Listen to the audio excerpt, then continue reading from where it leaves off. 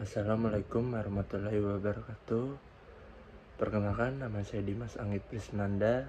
NPM saya 203 351 6141. Mata kuliah Hukum Internasional.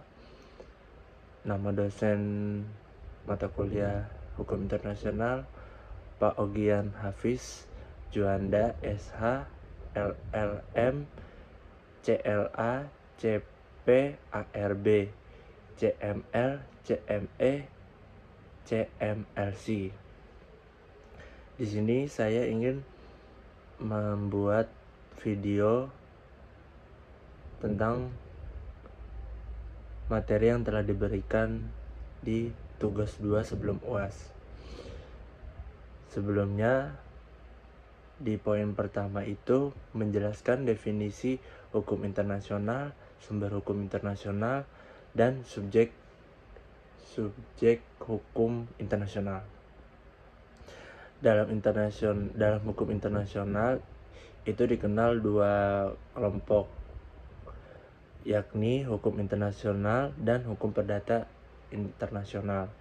Perbedaan keduanya itu ada pada objek yang diaturnya sebelum diketahui bahwa hukum terbagi atas dua kelompok besar. Itu ada hukum privat dan hukum publik. Dalam konteks internasional, demikian ada hukum internasional privat dan hukum internasional publik. Namun, istilah dua golongan besar tersebut lebih dikenal dalam hukum internasional dan hukum perdata internasional. Perbedaan keduanya itu ada pada objek yang diaturnya, hukum internasional privat atau hukum perdata internasional. HPI itu hukum perdata Indonesia,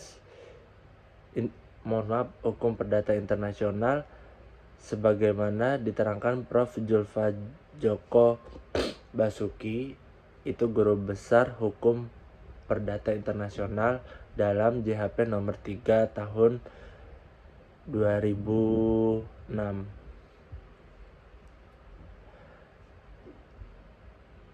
Adalah hukum yang mengatur masalah atau persoalan perdata internasional. Bedanya dengan hukum perdata Indonesia adalah adanya unsur asing. Unsur asing tersebut dapat terjadi karena adanya perbedaan kewarganegaraan, faktor domisili, beredar kapal peliharaan hukum, tempat letaknya benda, tempat terjadinya proses perkara, dan sebagainya. Sementara itu, waktu hukum internasional publik juga yang dikenal dengan hukum internasional mengatur hubungan antar negara dan subjek hukum lainnya. Masuk ke definisi hukum internasional. Hukum internasional dapat didefinisikan sebagai hukum yang mengatur entitas berskala internasional. Pada umumnya, pengertian hukum internasional hanya diartikan sebagai hukum yang mengatur perilaku hubungan antar negara semata. Namun, dalam perkembangan pengertian hukum internasional pun meluas, dan hubungan negara dengan organisasi internasional, hubungan antara organisasi internasional dengan organisasi lainnya, hubungan antara dengan individu dalam konteks khusus, dan lain sebagainya. Hukum internasional adalah hukum yang mengatur entitas berskala internasional. Terkait pengertian hukum internasional yang spesifik, kemudian saya ingin menjelaskan menurut para ahli yang perbedaan pendapat akan didefinisikan. Saya mengambil dari menurut para ahli J.G. Starke,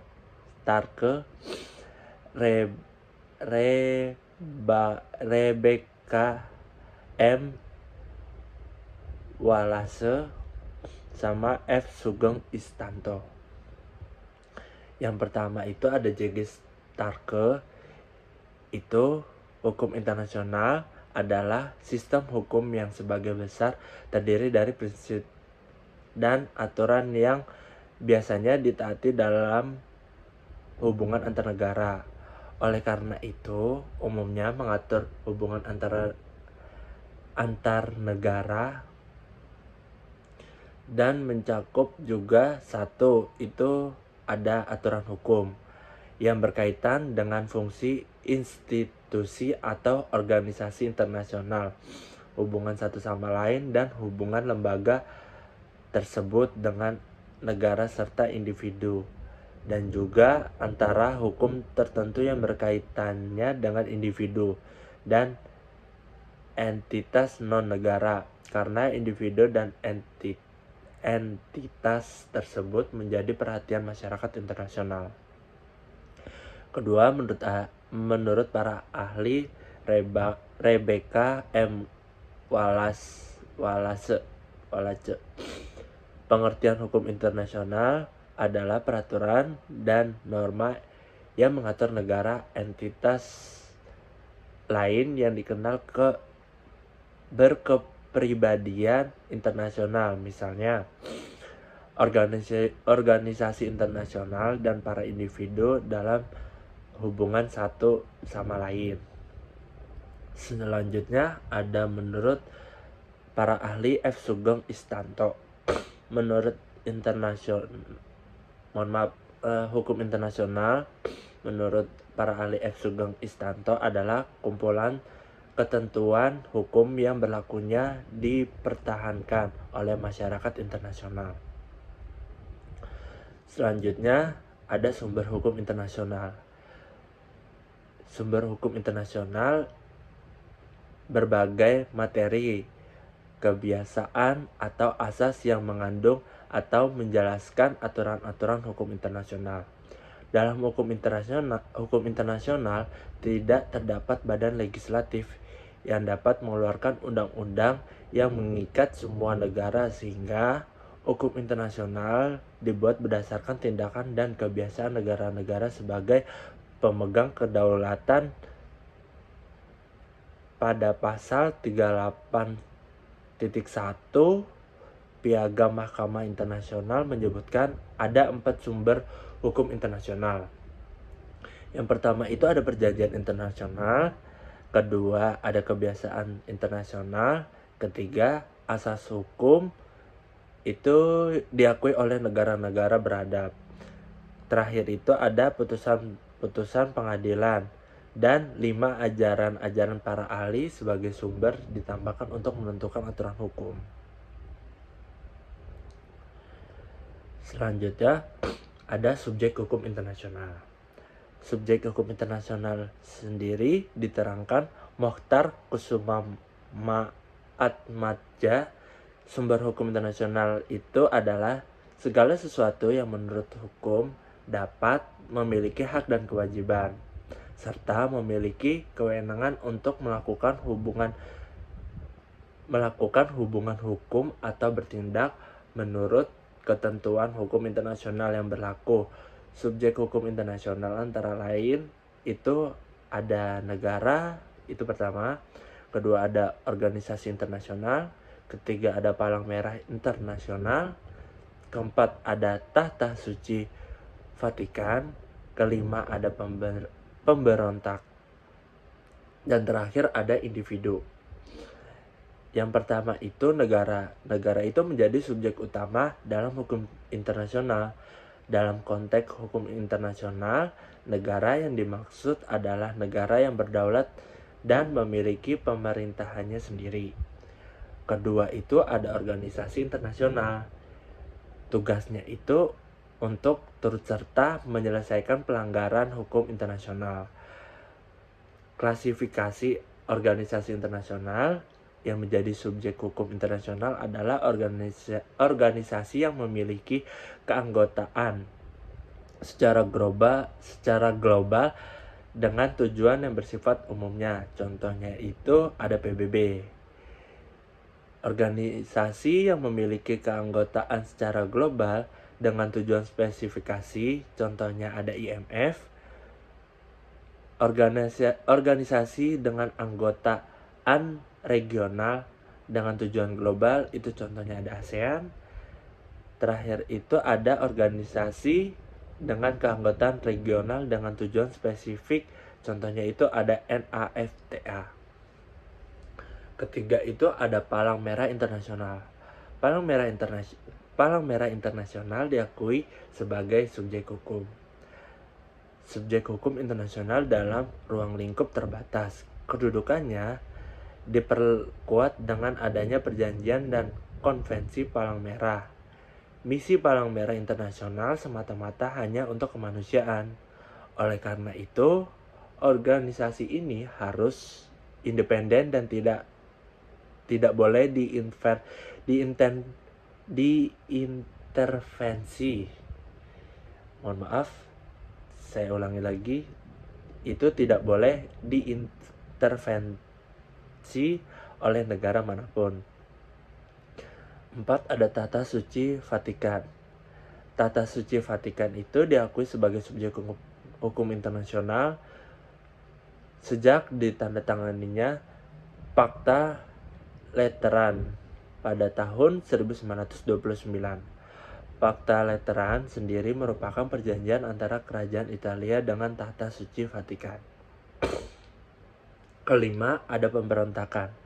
Menurut hukum perang, kelompok pemberontakan dapat menjadi sumber hukum internasional jika telah terorganisir, menaati hukum perang, memiliki wilayah yang dikuasainya, memiliki kemampuan untuk mengadakan hubungan dengan antara negara lain, dapat menentukan nasibnya sendiri, menguasai sumber daya alam wilayah yang dikuasainya, dan memilih sistem atau ekonomi, politik, dan sosial sendiri.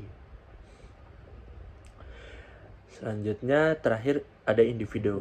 Individu itu diterangkan Mokhtar Kusuma Atmadja dalam perjanjian Versailles tahun 1919. Terdapat sejumlah pasal yang memungkinkan individu untuk mengajukan perkara secara internasional ke Mahkamah Arbitrase Internasional. Sehubungan dengan itu, individu juga merupakan subjek hukum internasional dan bisa menjadi pihak di hadapan suatu peradilan internasional. Kemudian, pengertian hukum internasional menurut pandangan para ahli tentu saja berbeda.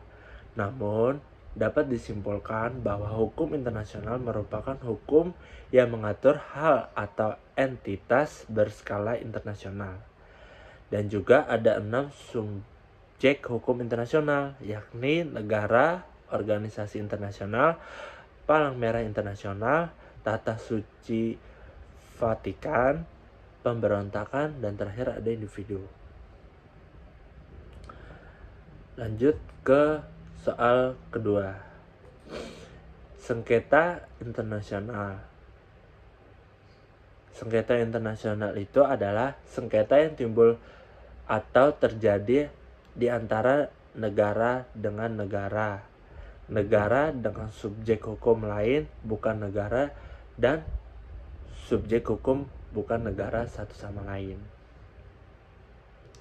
Bagaimana prinsip hukum internasional dalam menyelesaikan sengketa internasional? Itu ada 3 prinsip.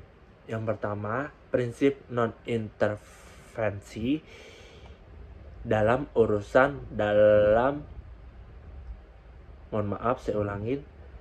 ada 3 prinsip, yaitu 1. Prinsip non-intervensi dalam urusan dalam dan luar negeri suatu negara.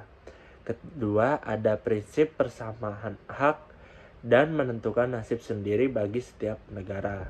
Ketiga, ada prinsip persamaan kedaulatan setiap negara.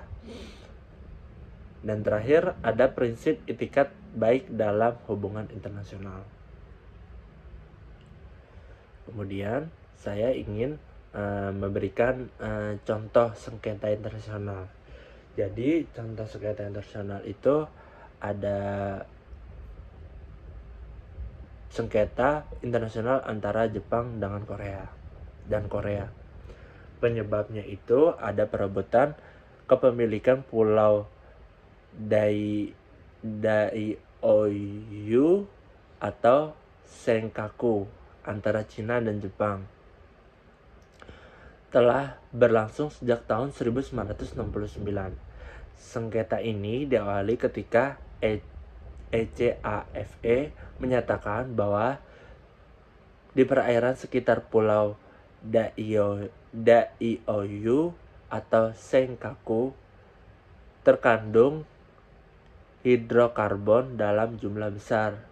Kemudian pada tahun 1970, Jepang dan Amerika Serikat menandatangani perjanjian pengembalian Okinawa, termasuk Pulau Daiyo atau Senkaku, kepada Jepang.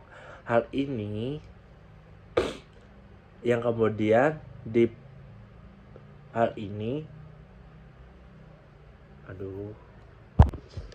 mohon maaf kepotong karena penyimpanan handphone saya, jadinya saya terhenti begitu saja.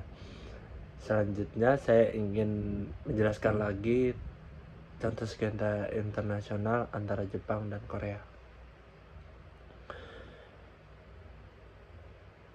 Perebutan kepemilikan Pulau Daiyo atau Sankaku antara Cina dan Jepang telah berlangsung sejak tahun 1969.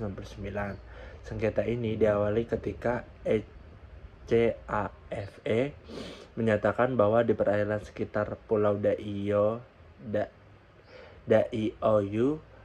atau Senkaku terkandung hidrokarbon dalam jumlah besar. Kemudian pada tahun 1970, Jepang dan Amerika Serikat menandatangani perjanjian pengembalian Okinawa, termasuk Pulau Daioyu atau Senkaku, kepada Jepang. Hal ini yang kemudian diprotes oleh Cina karena Cina merasa bahwa pulau tersebut adalah